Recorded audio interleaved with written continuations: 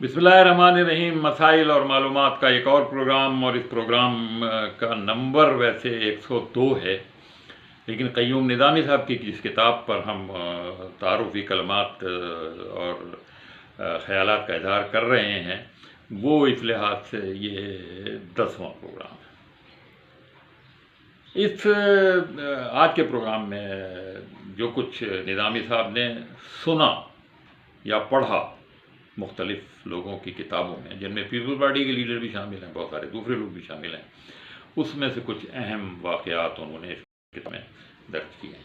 मसलन मौलाना कौसर नियाज़ी साहब ने अपनी किताब में जो कुछ लिखा है वो उन्होंने इसमें बयान किया है, और आपको याद होगा कि कौसर नियाज़ी साहब ने अपनी एक किताब में ये लिखा है कि भुट्टो साहब अपने लीडरों की और कारकुनों की मामूली बातों का भी ध्यान रखते थे। वो कहते हैं, मुझे नहीं पता था कि सूट के साथ पिशावरी चप्पल मुनासिब नहीं है, तो उन्होंने मुझे एक बार उस पर डांटा था और कहा था कि ऑफिशियल ड्रेस के साथ आइंदा चप्पल ना पहना करो, सियाह बूट इसके लिए। तो ये कौसर नियाज़ी साहब ने जिक्र किया है। फिर जस्टिस समदानी एक हुआ करते थे, वो उस ज़माने में सेक्रेटरी लॉ हुआ करते थे, और उन्होंने भुट्टो साहब के मुकदमे के सिलसिले में जनरल ज़िया से कुछ आर्गूमेंट भी किए थे। तो उनकी भी किताब से बहुत सारी चीज़ों का जिक्र है। जब एक मरतबा जनरल ज़िया ने कहा था कि मैं जो फेडरल सेक्रेटरी क्या हैसियत रखते हैं, मैं इनके कपड़े उतार दूँगा और नंगा कर दूँगा, इनको उल्टा लटका दूँगा।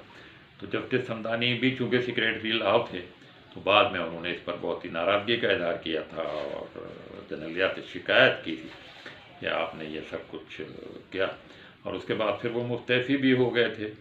तो ये मुस्तफ़ा खर साहब के बारे में इस किताब में उन्होंने खासा कुछ लिखा है, और उन्होंने लिखा है कि औरतों के मामले में वो हमेशा बदनाम रहे, लेकिन वो कहते हैं कि मलिक मिराज खालिद जैसे लोग जो थे वो हमेशा माली और अखलाकी स्कैंडल थे हमेशा।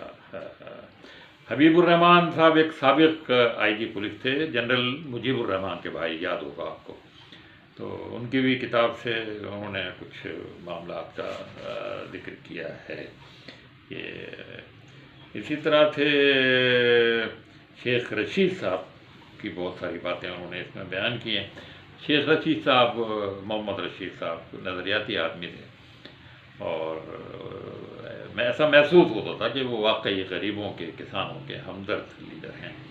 तो उनकी भी बहुत सारी बातों का, वो हालांकि वाइस चेयरमैन थे, सीनियर वाइस चेयरमैन, लेकिन कभी भी उनको चेयरमैन बनने का मौका नहीं दिया गया।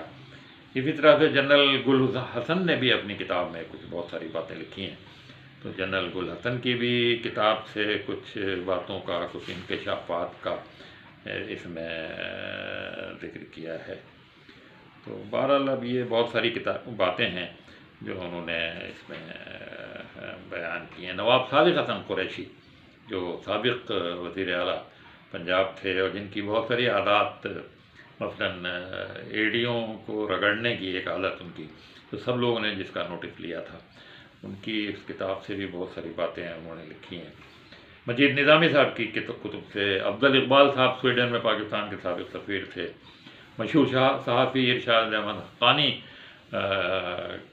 के इंकशाफात का भी इसमें जिक्र है। रफ़ीक तारड़ साहब का इसमें जिक्र है, और हबीब जालिब के जो वाक़यात भुट्टो साहब के साथ पेश आए, और इसी तरह जनरल फैज़ अली चिश्ती की ने जो कुछ बयान किया है भुट्टो साहब की फांसी के बारे में, उसका इसमें बहुत तफसील से जिक्र है। एतजाज़ एहसन साहब का भी जिक्र है।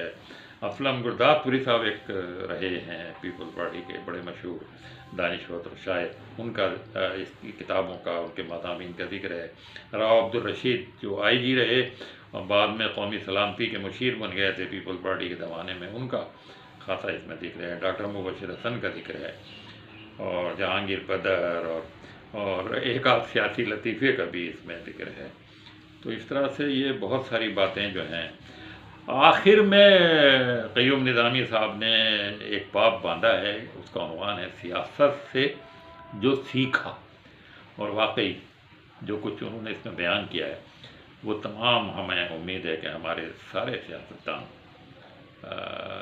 یہ کچھ سیکھیں گے سیاست سے، اگر وہ مخلص ہیں.